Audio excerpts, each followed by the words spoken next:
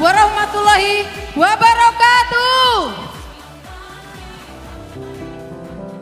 Hari ini saya punya cerita Bapak Ibu. Sangat bagus. Saya boleh cerita? Saya boleh cerita? Boleh. Dahulu kala ada sebuah kerajaan namanya Antabranta. Dan sang raja ingin membuat sayembara. Akhirnya dipanggillah Hulu Balang. Hai Hulu Balang, kemarilah. Saya ingin membuat sebuah sayembara. Sayembara apa sang raja? Saya akan membuat pertandingan berlari untuk rakyat Antabranta. Siapa yang bisa melewati lapangan stadion kerajaan ini hingga pintu keluar, maka dia akan jadi pemenang. Dan hadiahnya adalah emas, intan, berlian, dan apa saja yang mereka minta akan aku kabulkan. Maka Hulu Balang pun tertegun. Sang raja mengatakan, ketahuilah Hulu Balang, di dalam arena itu saya akan isi harimau yang lapar, yang sudah berhari-hari tidak saya kasih makan. Maka keesokan harinya si Hulu Balang ini mengumpulkan semua rakyat di alun-alun kerajaan Antabranta. Bapak Ibu sambil mengumumkan, Hulu Balang tong tong tong tong tong tong tong tong tong tong tong tong, hai rakyat Antabranta, sang raja akan membuat perlombaan berlari. Siapa yang bisa melewati lapangan kerajaan ini hingga pintu keluar, maka akan mendapat hadiah dari sang raja. Semua rakyat tertegun, semua mata memandang kepada Hulu Balang. Perlombaan lari itu akan ada puluhan harimau lapar di dalam arena. Terbayang betapa takutnya rakyat. Tetapi Bapak Ibu, dari semua rakyat yang ada 3 orang yang siap menjadi kandidatnya. Pada hari yang sudah ditentukan, si Hulu Balang pun memanggil peserta pertama. Hai peserta pertama, maju.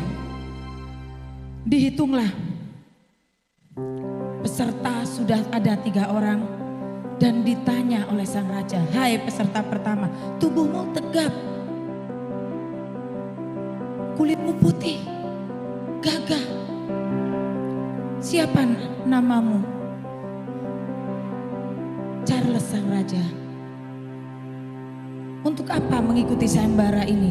Saya ingin emas, intan, berlian sang raja. Baik, kata sang raja.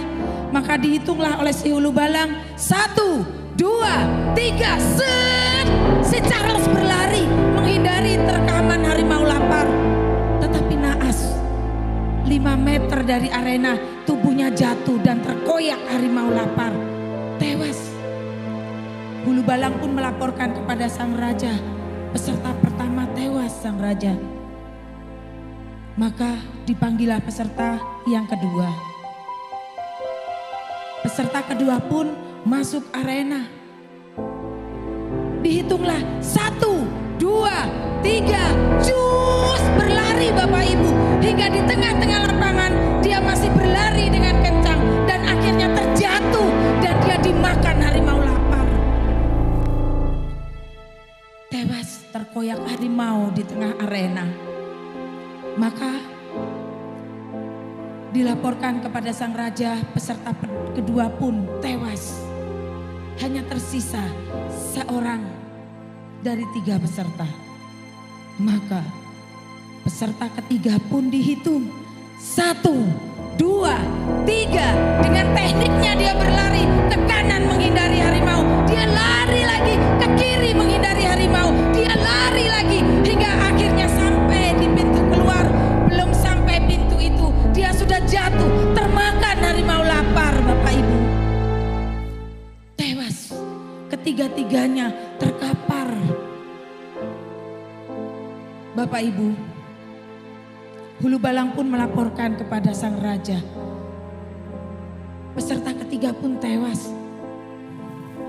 Suasana begitu mencekam.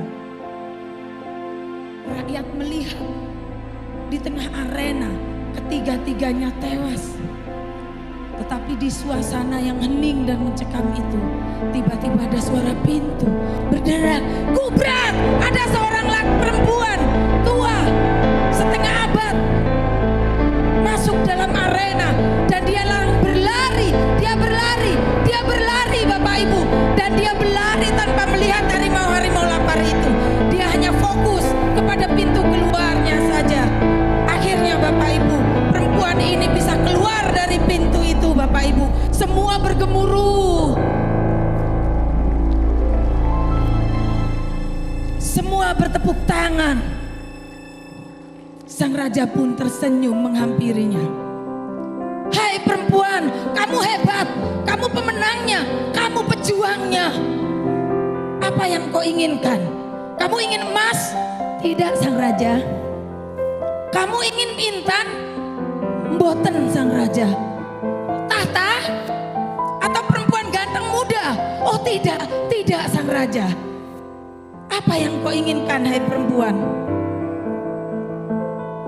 "Saya hanya ingin tahu siapa yang mendorong saya masuk dalam arena itu."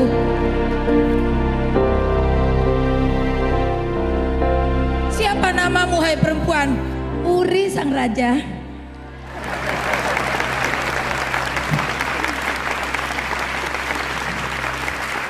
Bapak Ibu, cerita ini adalah cerita saya. Saya masuk dalam arena ini karena terpaksa. Karena sudah capek miskin Bapak Ibu. Saya seorang PNS puluhan tahun. SK belum keluar udah diajarin ngutang.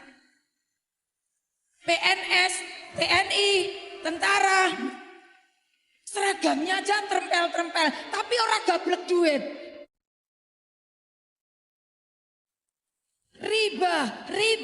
Riba terus yang saya lakukan untuk membesarkan anak-anak saya. Saya jatuh dalam riba berkali-kali. Saat itu Bapak Ibu, keterpaksaan inilah yang akhirnya mengubah kehidupan saya menjadi jauh lebih baik Bapak Ibu. Terima kasih Bapak Haji Febrian Agung selaku Allah.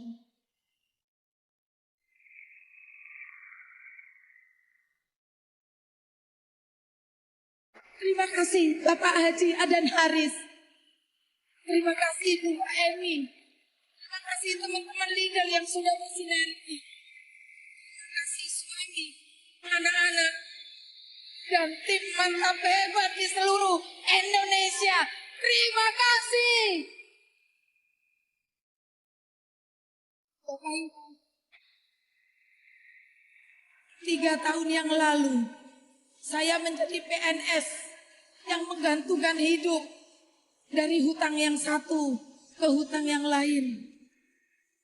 Untuk mencukupkan kehidupan kami, saya ingin membantu ekonomi suami saya. Akhirnya saya harus berhutang. Untuk saya jadikan modal. Saya jual spray, jual karpet, naik sepeda motor dari kampung ke kampung.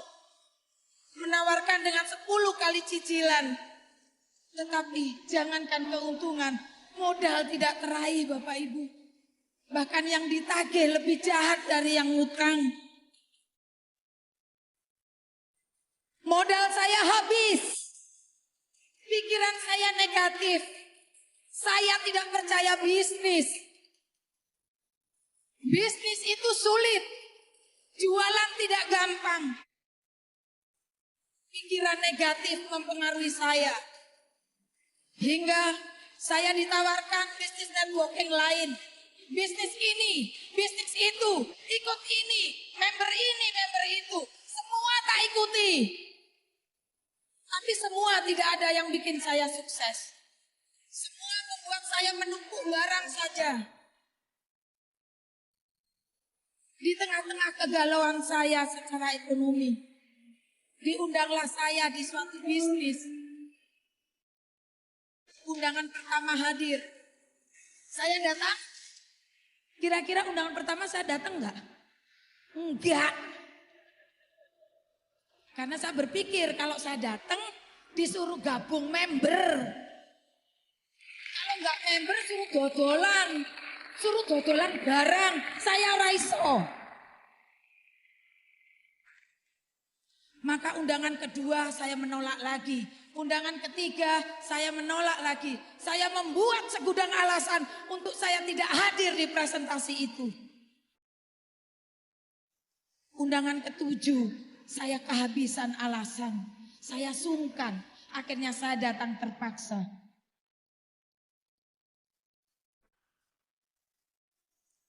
Saya datang bukan karena saya butuh. Saya datang terpaksa karena sungkan. Di sesi itu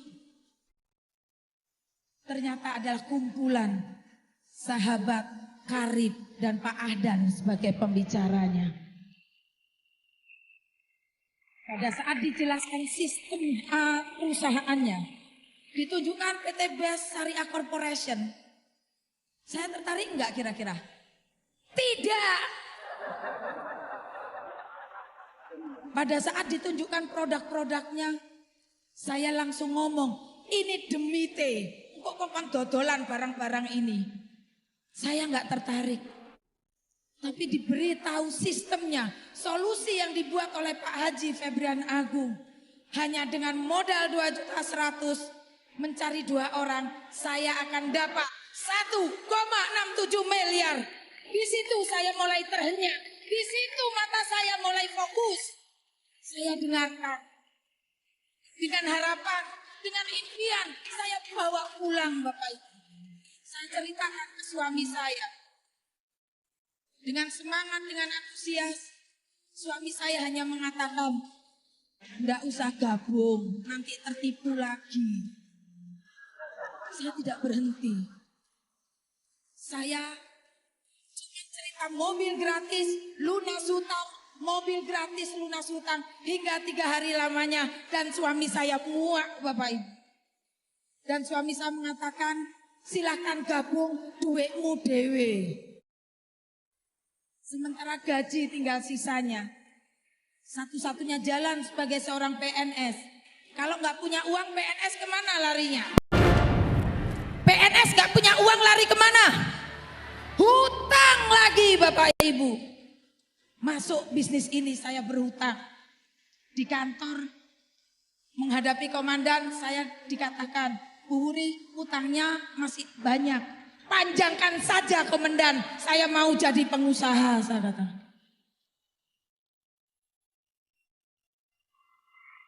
Akhirnya Bapak Ibu, saya berhutang, saya bergabung.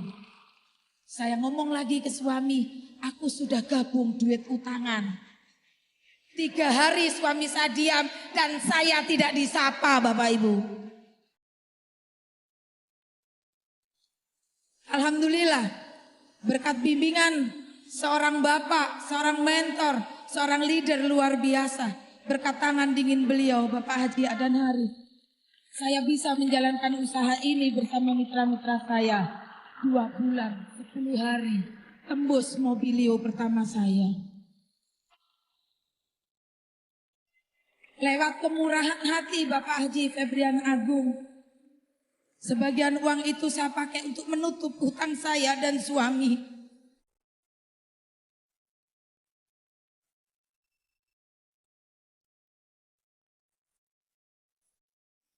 Teman, keluarga menjauhi saya. Mereka tidak percaya. Saya mendapatkan mobil, tapi saya masih pakai Honda Supra. Bapak Ibu, setiap saya melecehkan, ditolak, dihina, hanya penguat saya adalah anak-anak dan suami. Begitu saya tidak mau prospek, pulang malam saya masuk kamar anak saya. Saya lihat 2 putri saya tidur. Bagaimana saya membahagiakan mereka? mencukupkan mereka jika saya tidak punya uang. Dan jika semangat saya turun, saya masuk kamar suami saya pandangi laki-laki yang menjadi suami saya. Dan saya bayangkan besok pagi matanya tidak terbuka lagi. Maka saya harus kuat untuk menjadikan kedua putri saya menjadi wanita yang tangguh dan soleh. Jika hari ini Bapak Ibu join di bisnis ini karena terpaksa, dan Bapak Ibu sudah masuk dalam bisnis ini, terima karena keterpaksaan itu yang akan mengubah kehidupan kita jauh lebih baik. Keterpaksaan itu akan mengubah jauh lebih baik. Bapak Ibu, Wuri yang terpaksa masuk bisnis ini, usia sudah 50 tahun lebih, bukan muda lagi. Saya gaptek, saya nggak ngerti waktu itu WhatsApp, sampai sekarang pun Zoom masih dibuatkan anak saya. Tidak sampai 3 tahun, alhamdulillah melalui PT BES Syariah Corporation, saya sudah mendapatkan 12 motor, 8 mobilio, 2 Pajero dan 1 rumah luksuri, Bapak Ibu.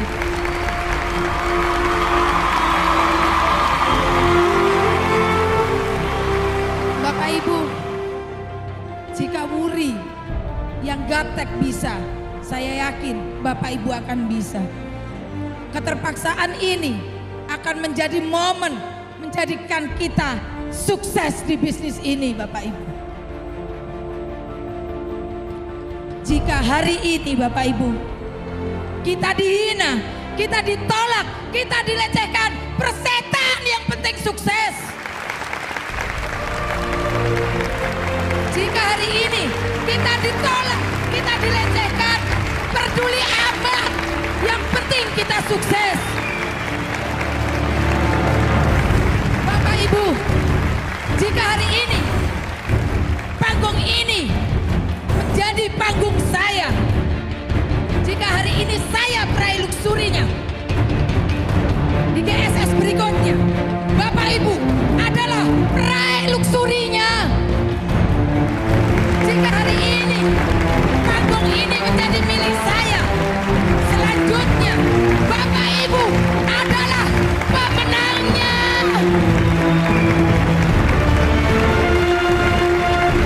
Bapak Ibu, saya Wuri Founder Tim Mantap. Wassalamualaikum warahmatullahi wabarakatuh. Berikan aplaus yang paling meriah untuk Ibu Wuri Priyayati. Lebih meriah lagi. Bawa tepuk tangannya.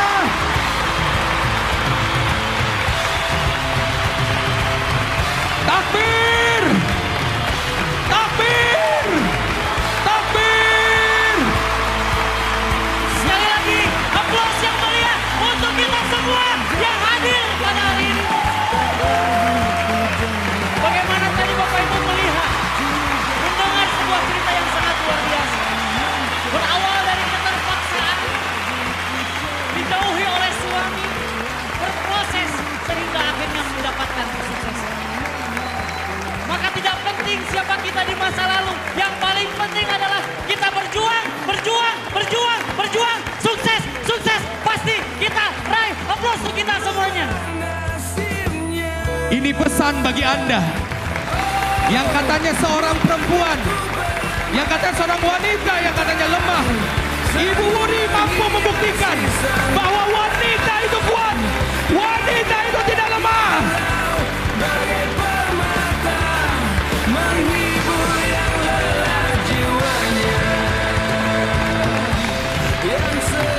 Ibu Wuri, Ibu Wuri, Ibu Wuri, semuanya Ibu Wuri, Ibu Wuri, mantap, dahsyat, hebat. Oke, silakan.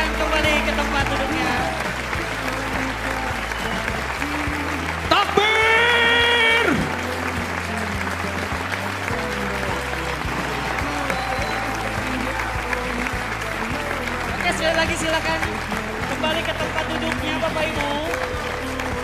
Seperti yang tadi kami katakan, bahwa kita mendapatkan pelajaran yang dahsyat di sesi terakhir ini. Bapak Ibu sekalian, sungguh luar biasa perjuangan seorang ibu. Maka jika saat ini sekali lagi Bapak Ibu merasa dirinya lemah, maka ingatlah kisah Bu Wuri akan menguatkan kita semua.